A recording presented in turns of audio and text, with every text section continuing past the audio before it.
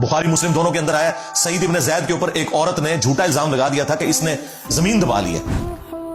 मरवान बिन हकम उस वक्त गवर्नर था मदीने का, उसने सईद इब्न ज़ैद को बुलवाया कि हजरत आपके खिलाफ ये मुकदमा है। तो उनके जुमले सुनने वाले हैं, उन्होंने कहा कि मैंने खुद अपने कानों से रसूलुल्लाह से ये बात सुनी थी सल्लल्लाहु अलैहि वसल्लम कि जिसने एक बालिश्त जमीन भी किसी की दबा ली, 7 जमीनों का तोप उसके गले में क़यामत वाले दिन डाला जाएगा। तो क्या मैं रसूलुल्लाह से ये बात सुनकर भी कर सकता हूं ऐसा काम कि मैं किसी की जमीन दबा लूं? मरवान डर गया, उसने कहा हजरत जाए आप, दैट्स ऑल, काफी है। उन्होंने कहा ना ना, उधर ही उन्होंने कहा कि मैं अब इसको बददुआ देता हूं जिस औरत ने मेरे ऊपर इल्जाम लगाया कि ये जरीलो ख्वार होकर मरेगी। कुछ अर्से बाद वो पागल हो गई और वो उसको कोई अपनी होश नहीं होती थी, किस जगह पे वो पेशाब कर रही है, कहां पे वो बरना फिर रही है, और कहती थी मुझे सईद की बदुआ लगी। और एक दिन वो अपनी सरजमीन के अंदर एक कुएं में गिरी और वही उसकी कब्र बन गई।